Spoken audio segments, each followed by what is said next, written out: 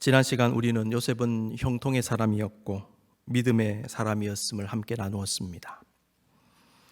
오늘은 요셉이 억울하게 감옥에 갇힌 이후의 삶을 묵상하기 원합니다.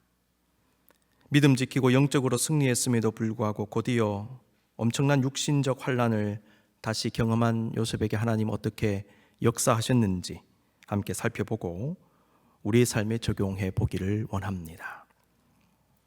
먼저 요셉을 이끌어 가신 하나님의 섬세한 손길입니다.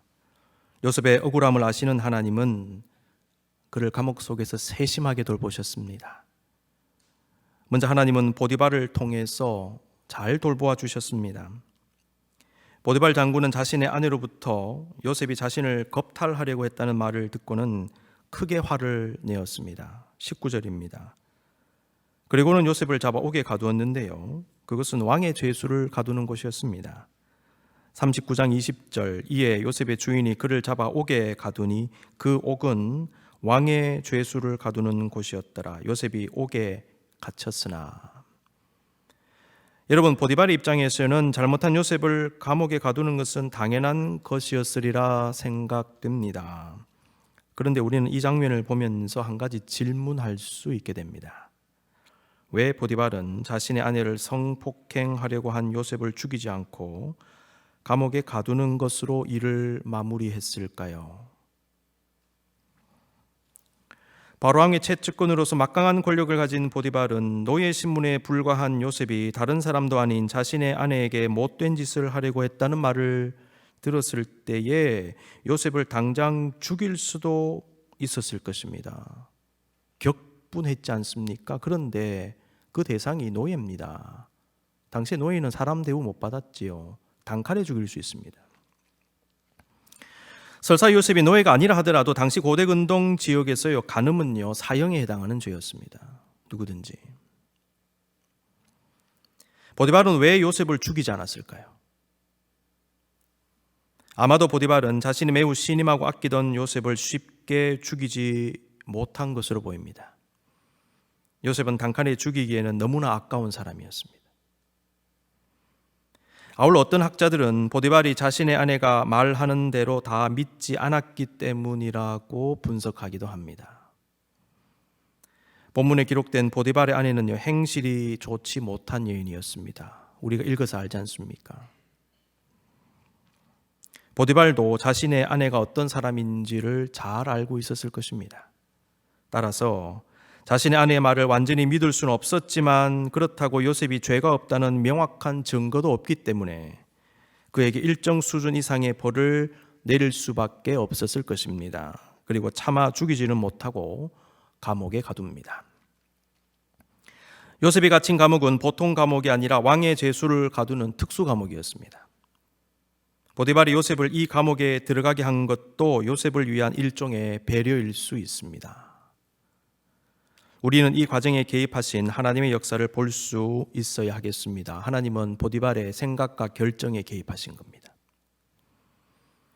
요셉에게는 순간순간이 위기였지만 하나님 입장에서는 그 모든 과정이 주님의 뜻을 이루기 위해 거쳐야 하는 단계들이었지요. 하나님은 보디발의 순간의 결정에 개입하셨습니다. 저와 여러분이 여기까지 오게 된 것 하나님의 은혜인데요, 순간순간 여러분을 아는 사람 모르는 사람이 어떤 결정을 했기 때문에 여러분이 여기 있는 거거든요. 그런데 그 결정에 하나님이 개입하신 거예요. 요셉은 이러한 하나님의 오묘한 섭리 가운데 감옥 생활을 시작하게 되었는데, 지난주에 나눈 대로 요셉은 간수장의 눈에 들게 되었고 거기서도 보디발 장군의 집에서와 같은 형통을 경험하게 되었습니다. 거기서 간원장들과 만나게 됩니다. 이것이 두 번째 하나님의 역사입니다. 하나님의 섭리 역사는 감옥 속에서도 계속되었습니다. 요셉은 감옥에서 그의 인생을 바꿀 수 있는 중요한 만남을 가지게 되었습니다. 40장 1절에서 3절입니다. 그 후에 애고방에 술 맡은 자와 떡 굽는 자가 그들의 주인 애고방에게 범죄한지라. 바로가 그 두 관원장 곧 술 맡은 관원장과 떡 굽는 관원장에게 노하여 그들을 친히 대장의 집 안에 있는 옥에 가두니 곧 요셉이 갇힌 곳이라. 애고방에 술 맡은 자와 떡 굽는 자는 표현 그대로 왕이 마시는 술과 떡을, 다른 말로 음식을 담당하는 사람들이었습니다. 성경은 이들을 관원장이라고 소개합니다. 영문을 보니까 chief라고 되어 있어요. 책임자입니다. 이 술과 음식을 지휘 감독하는 사람들이었다는 것이죠. 따라서 이들 역시 보디발 장군처럼 왕의 최측근들로 볼 수 있습니다. 여러분 아시는 대로 대국의 황제들은요, 언제나 암살 위협에 노출되어 있었어요. 그렇죠. 특히 음식은요, 암살의 수단이 되었습니다. 따라서 궁중에서는요, 아무나 음식을 담당하지 못하게 했습니다. 그게 독을 탈 수 있기 때문에. 조선 26대 왕인 고종도 늘 암살의 위협을 받았다고 합니다. 조선으로서는 마지막 왕이고 대한제국의 초대 왕이지 않습니까? 고종, 그 다음에 순종, 그리고 끝이 났죠. 고종은 당시 외국에서 들여온 커피를 매우 좋아했는데요, 고종을 암살하기 위해서 먹으면 죽을 수 있는 양, 다른 말로 치사량이라 그러죠. 치사량의 아편을 누가 타서 독살하려고 한 사건이 일어났습니다. 이것이 1898년에 일어났습니다. 당시 고종은요, 커피를 조금 맛보았는데 맛이 이상하고 냄새가 이상해서 더 이상 마시지 않아서 큰 문제는 없었습니다. 그런데 같이 커피를 마시던 자신의 아들 순종은 그 커피를 마시고는 치아가 18개가 빠져버렸대요. 굉장한 엄청난 고통을 겪었습니다. 그리고 고종은 1919년 1월 21일에 승하했는데 어떤 사람은 고종이 독살당한 것이 아닌가 이렇게 추정하기도 합니다. 근데 확실치는 않습니다. 이러한 궁중의 역사를 살펴볼 때에 본문에 나오는 관원장들은 원래 왕의 절대적인 신임을 받는 사람들이었음을 알 수 있습니다. 그런데 그들이 무엇인가 잘못을 저질렀고 왕은 그들을 투옥시켜 버렸죠.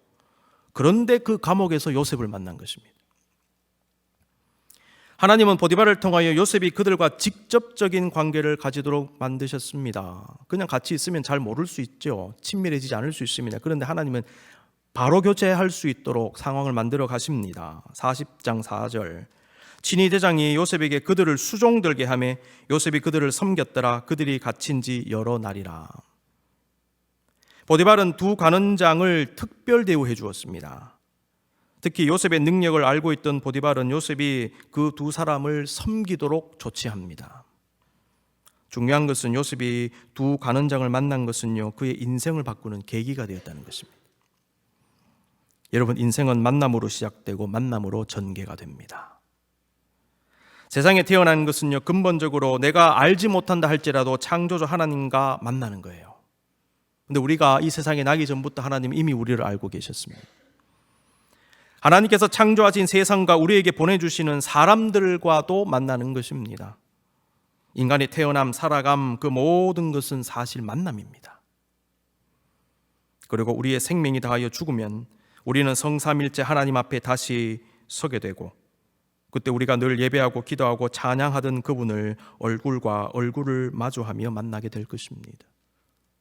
내가 태어나기 전부터 아셨던 주님, 내가 이 세상에서 기도했던 그 주님, 그리고 죽어서도 그 주님을 만나게 되는 것입니다. 그렇습니다.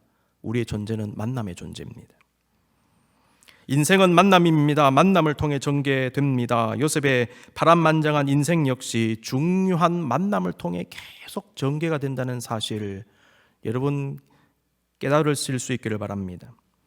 하나님은 요셉의 삶에 개입하셨습니다. 필요한 때에 필요한 만남을 계속 허락해 주시는 것이죠. 섬세한 손길로 요셉의 삶을 인도하십니다. 요셉은 계속된 어려움 속에서도 기가 막히게 길이 열리며 형통하는 은혜, 그리고 이미 준비된 여호와 이레의 은총을 받았습니다. 이것은 이른 비와 늦은 비의 은혜라고도 말할 수 있겠습니다. 이스라엘 지역에서 이른 비라고 하는 것은 비가 내리지 않는 더운 여름을 지나 파종을 시작하는 가을에 내리는 비입니다. 이제 씨를 뿌려야 되는데 씨 뿌리는데 비가 안 내려주면요, 그 씨가 말라버리잖아요. 파종에 결정적인 영향을 주는 게 이른 비입니다. 가을비입니다. 늦은 비라고 하는 것은 그 다음에 봄에 이 수확할 때 내리는 비입니다. 곡식이 차올라서 마지막에 이제 결실을 맺어야 되는데 그때 비가 쫙 내려주는 거예요. 그래서 곡식을 잘 맺어서 수확을 잘하게 되는 것입니다. 이게 늦은 비입니다. 이른 비와 늦은 비는 때에 맞게 주시는 하나님의 은혜를 상징합니다. 하나님의 은혜는요, 큰 것도 중요하지만은 때에 맞게 받는 것이 매우 중요합니다. 여러분이 큰 은혜만 기도하지 마시고 때에 맞는 은혜를 기도하십시오. 아무리 크면 뭐합니까? 때가 다르면 별 의미가 없어지는 것이죠. 때에 맞는 은혜. 그러므로 우리는 이른 비와 늦은 비와 같은 때를 따라 돕는 은혜를 위해 기도해야 되는 것입니다. 히브리서 4장 16절 보십시오. 그러므로 우리는 긍휼하심을 받고 때를 따라 돕는 은혜를 얻기 위하여 은혜의 보좌 앞에 담대히 나아갈 것이니라. 여러분의 인생을 위해 기도하십시오. 특별히 이른 비와 늦은 비와 같은 만남을 위해 기도하십시오. 만남을 앞두고 기도하십시오. 만남 중에 기도하실 수 있기를 바랍니다. 둘째로 꿈을 해석한 요셉 드디어 등장합니다. 본문 4절은 관원장들이 갇힌 지 여러 날이라 이렇게 기록하고 있는데요. 이 구절에서 날로 번역된 히브리 원어를 보면 정확하게 정해지지 않은 막연한 기간을 나타내는 단어로 쓰였어요. 따라서 여러 날이라고 하는 것은 단순히 며칠을 의미한다기보다는 상당한 기간을 의미하는 것입니다. 어떤 학자를 보니까 1년을 생각하기도 합니다. 그런데 그 기간은 요셉과 간원장들이 좋은 관계를 만들 수 있는 기간이 되었다는 거죠. 인간관계가 발전하기 위해서는 시간이 필요한데 하나님 그 시간을 주셨습니다. 본문은 두 관원장이 같은 날 각기 다른 꿈을 꾸었고 요셉이 아침에 그들을 섬기기 위해서 그들의 방에 들어갔는데 그들의 낯빛이 안 좋았습니다. 근심하고 있었습니다. 요셉이 묻습니다. 어찌하여 오늘 당신들의 얼굴에 근심의 빛이 있나이까? 요셉의 질문은 요셉과 두 관원장 사이의 관계를 암시해 주지요. 요셉은 감옥에서 고급 관리를 섬기는 노예 정도에 불과한 것이 아니라요, 그들과 친밀하게 교제하고 이야기하는 관계가 되었다는 것입니다. 보디발에게 절대적인 신임을 받았을 뿐만 아니라 간수장에게도 총애를 받고 감옥의 모든 일을 맡아 주관한 요셉은 두 관원장으로부터도 능력을 인정받습니다. 인간적으로도 매우 친한 관계가 됩니다. 요셉은 어린 시절에는 철없이 행동했으나 혹독한 고난 속에서 성숙해갔고 가는 곳마다 사람들로부터 사랑과 인정을 받았습니다. 요셉은 무엇보다도 좋은 인간관계를 만들어간 사람으로 볼 수 있습니다. 어딜 가나 사람들하고 잘 지내는 거죠. 그리고 인정을 받습니다. 성도는 깊은 영성과 인격을 바탕으로 원만하고 아름다운 관계를 형성할 수 있어야 됩니다. 좋은 인간관계는 성숙한 믿음과 영성 그리고 인성에서 나옵니다. 그 이유는 그리스도의 성품과 마음으로 사람을 대하기 때문이지요. 그리스도의 마음으로 사람을 대하는데 좋아하지 않을 사람이 있겠습니까? 오늘 본문은 과거와 많이 달라져서 다듬어졌고 성숙해져 있는 요셉을 보여줍니다. 두 관원장은 요셉에게 자신들의 고민을 이야기했습니다. 8절 말씀, 그들이 그에게 이르되 우리가 꿈을 꾸었으나 이를 해석할 자가 없도다. 이 말은 도대체 그 꿈이 무슨 뜻인지 모르겠다는 것이죠. 이때 요셉이 그들에게 한 말은 매우 중요합니다. 요셉이 그들에게 이르되 해석은 하나님께 있지 아니하니이까 청하건대 내게 이르소서. 해석은 하나님께 있지 아니하니까, 이 말 속에는요 크게 두 가지 메시지가 녹아 있는 것 같아요. 첫 번째, 요셉은 자신이 꿈을 해몽할 수 있는 능력이 있다는 것을 알고 있었어요. 어릴 때는 잘 몰랐겠죠. 근데 크면서 자기에게 좀 신비한 영감이 있다는 걸 알게 된 것입니다. 둘째, 자신의 해몽의 능력은 하나님이 주신 것임을 알고 있었다는 것입니다. 요셉은 자신에게 하나님이 임재하시며 하나님이 주시는 독특한 능력이 있음을 잘 알고 있었습니다. 그리고 요셉은 그 능력을 주신 하나님을 향한 신앙을 두 관원장에게 고백하고 있습니다. 우리가 아는 대로 술 맡은 관원장의 꿈은 포도나무에 세 가지가 있고 거기에 싹이 나고 꽃이 피고 포도송이가 열렸는데, 이 관원장이 바로에 마시는 술잔을 들고 있는데 이 포도송이를 따서 거기에 짜서 바로왕께 드렸다는 꿈입니다. 이것은 술 맡은 관원장이 사흘 안에 복권된다는 것입니다. 떡 맡은 관원장의 꿈은 흰떡 세 광주리가 자신의 머리에 있고 맨 윗 광주리에 왕을 위해 구운 음식이 있는데 새들이 와서 그걸 먹어버리는 꿈이었어요. 그 꿈은 사흘 안에 바로왕이 그 관원장을 나무에 매달고 새들이 뜯어먹는다는 것인데, 다른 말로 처형당해 죽는다는 것이죠. 실제로 그 꿈대로 이루어졌습니다. 요셉의 꿈 해몽대로 복권된 술 맡은 관원장은 그렇다면 요셉을 구해 주었을까요? 그렇지 않습니다. 그 간원장은 복권된 이후에 요셉을 잊어버렸습니다. 40장 23절입니다. 술 맡은 간원장이 요셉을 기억하지 못하고 그를 잊었더라. 요셉은 잊어버림을 당한 사람이 된 겁니다. 또다시 고난이 오는 것입니다. 조금 희망이 보였는데 다시 다쳐버렸어요. 여러분, 사람이 경험하는 여러 가지 고통 가운데요, 잊어버림을 당하는 것은 매우 큰 고통입니다. 그런 상황에서 오늘 본문 41장은 만 2년 후에라고 시작합니다. 만 2년 후에 무슨 일이 일어났습니까? 우리가 아는 대로 관원장이 뒤늦게 요셉을 기억하고는 신비한 꿈을 꾼 바로왕에게 요셉을 소개했습니다. 요셉은 바로의 꿈을 해몽함으로 그 인생에 엄청난 반전이 일어났죠. 그런데 우리가 주목할 부분은요, 그 일이 2년 후에 일어났다는 것입니다. 요셉은 감옥에서 술 맡은 관원장의 소식을 분명히 들었을 것입니다.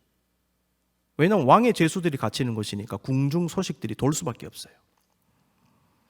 요셉은 감옥에서 관원장의 꿈을 해몽해 주면서 이렇게 얘기했습니다. 당신이 잘 되시거든 나를 생각하고 내게 은혜를 베풀어서 내 사정을 바로에게 아뢰어 이 집에서 나를 건져 주소서.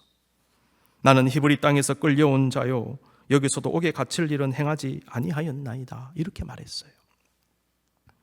요셉은 자신의 상황이 너무 힘든 나머지 관원장에게 자기 좀 구해달라고 부탁한 것입니다. 그런데도 그 사람은 요셉을 잊어버리고 말았습니다.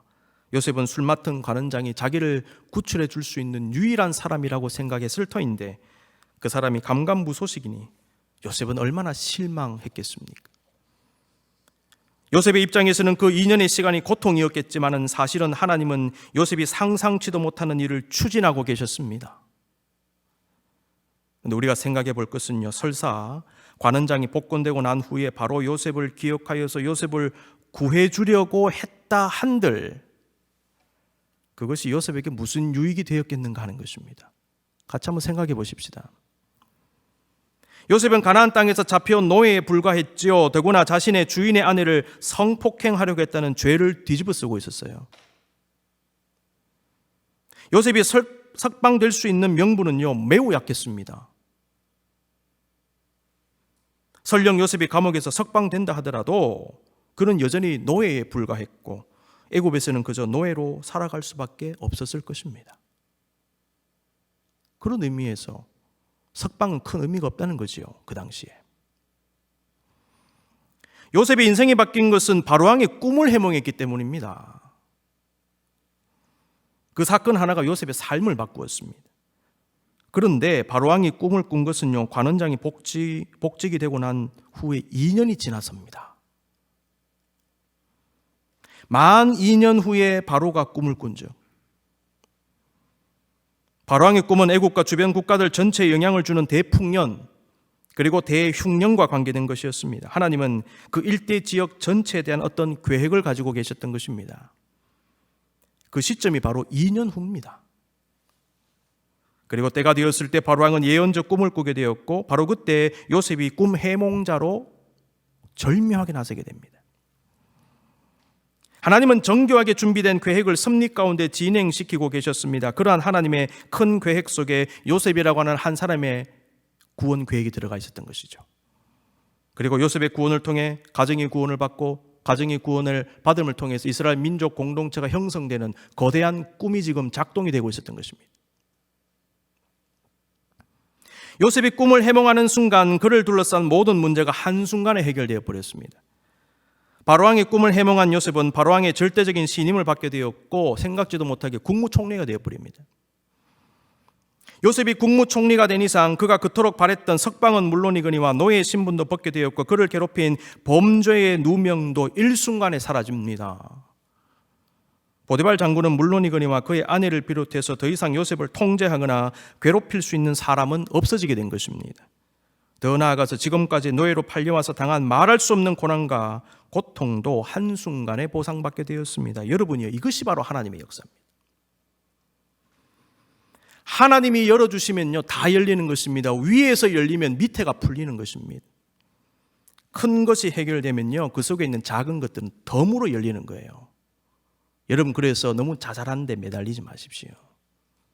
우리가 자잘한데 너무 매달리고 신경 써 거기 매달리면요 고통스럽고 스트레스 받는 것입니다. 요셉 보십시오. 자기를 묶고 있는 얼마나 많은 것들이 있었습니까? 노예로 팔려왔죠. 누명 썼죠. 갇혀있죠. 인생길 안 보이죠. 구해줄 사람 없죠. 그거 붙잡고 있으면요 소망이 없는 것입니다. 그런데 바로왕 꿈 한번 딱 해결돼 버리니까, 해몽해 버리니까 다 풀려 버리는 것입니다. 한순간에 자기가 걱정하고 있던 것들 다 열리는 것입니다. 눈 녹듯이 사라지는 것입니다. 여러분, 이게 하나님의 역사입니다. 우리에게 있는 어떤 문제가 너무 크게 보이고 우리를 힘들게 하는 것 같지만은 하나님께는 아무것도 아닙니다. 그렇기 때문에 어려운 문제에 직면할 때 그 문제만 바라보지 말고 그 문제 위에 계신 주님을 바라봐야 되는 것입니다. 그런데 사람은 자꾸만 그 문제만 바라보거든요. 문제 위에 계신 주님, 문제보다 더 위대하신 주님을 바라보십시오. 그리고 주님이여 열어달라고 기도하실 수 있기를 바랍니다. 요셉에게 일어난 그 모든 일들은 한순간 일어난 게 아닙니다. 하나님은 하나님의 시간표에 맞게 순차적으로 이루어 가신 것입니다. 그러므로 본문에 기록된 만 2년 후에라는 말씀은 매우 중요합니다. 우리가 만 2년 후에에 담긴 의미를 깨달을 때 지금 이 순간 나를 위해 계획하시고 나를 위해 역사하시는 하나님을 깨닫게 되는 것입니다. 그렇구나, 우리도 지금 만 2년이라고 하는 시간 속에 있구나라는 것이죠. 만 2년은 요셉에게는 고통의 시간이었겠지만 하나님께는 준비의 시간, 일하시는 시간이었습니다. 아울러 요셉을 위한 하나님의 계획과 역사가 무르익어가는 시간이었습니다. 열매는 충분히 익어야 열매 본연의 맛이 나는 법입니다. 다 익기 전에 먹으면 맛없습니다. 기다릴 수 있어야 됩니다. 언제까지? 무르익을 때까지. 모든 것이 무르익어야 그 역할을 제대로 감당합니다.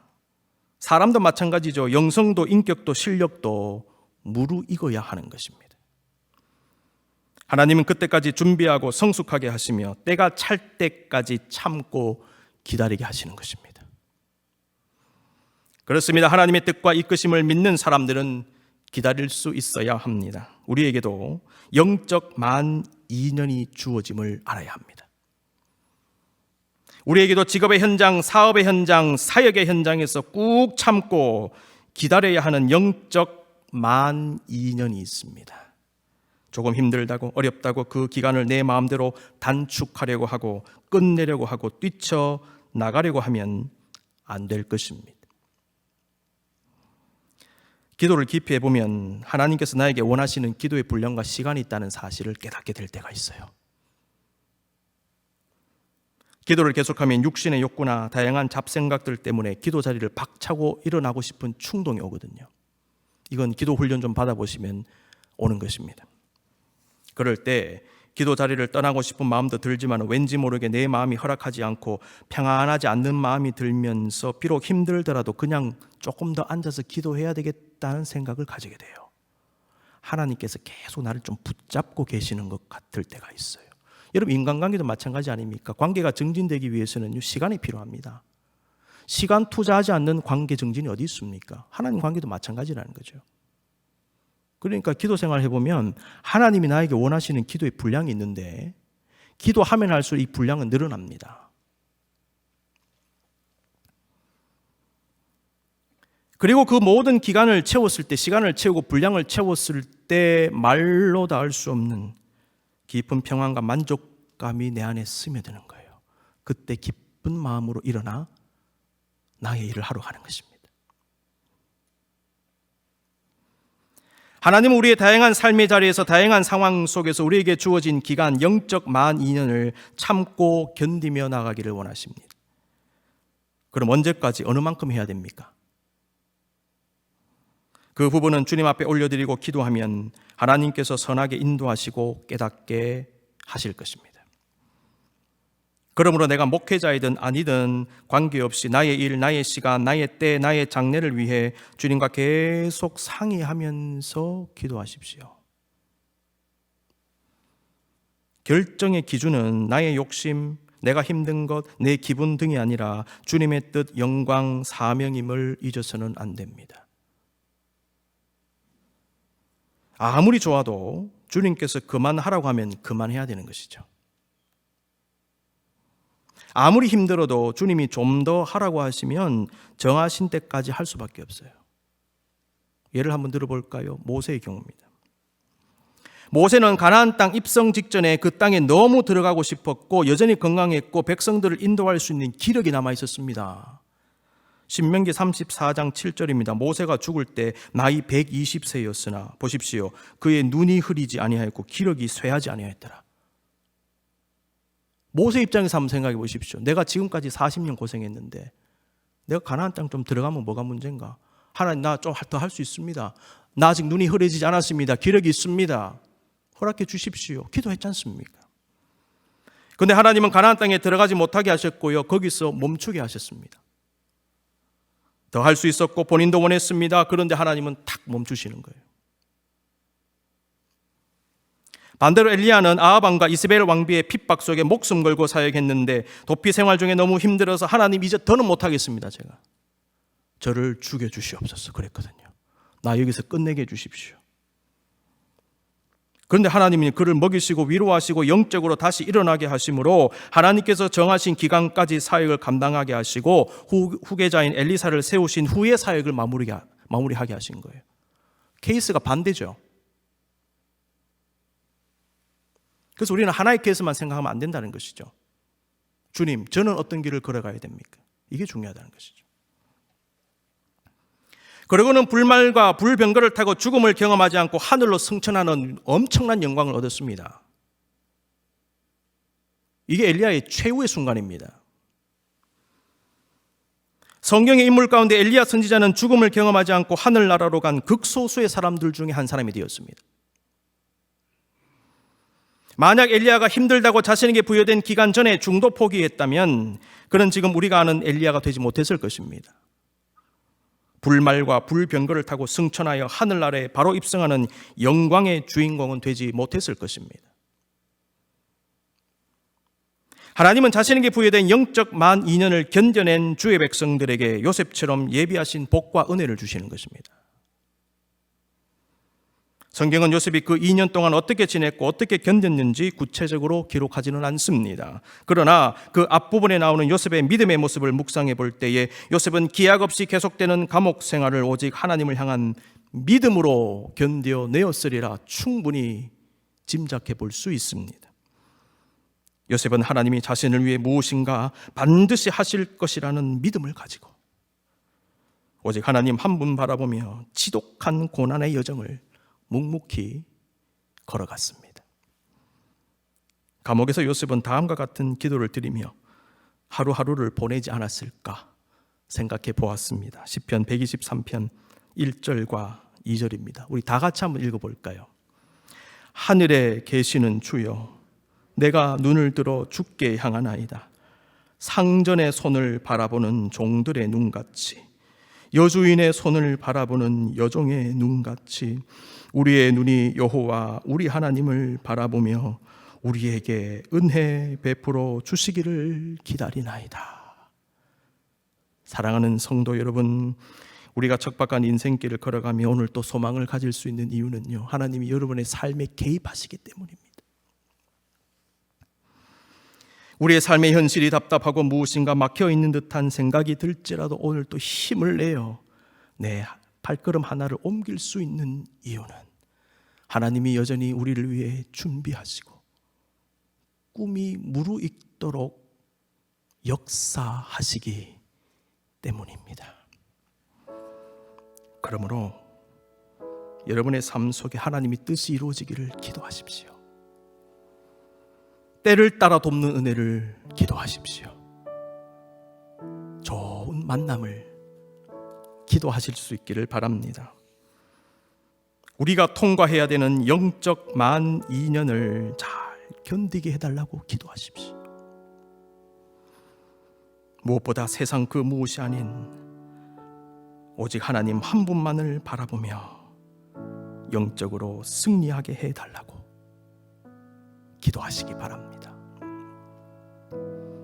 우리가 비록 거친 길 위를 걸어가고 험한 산이 우리 앞을 막을지라도 능력의 주님의 두 손이 우리를 붙잡을 것이고 슬픈 우리의 마음을 오늘 또 씻어 주실 것입니다.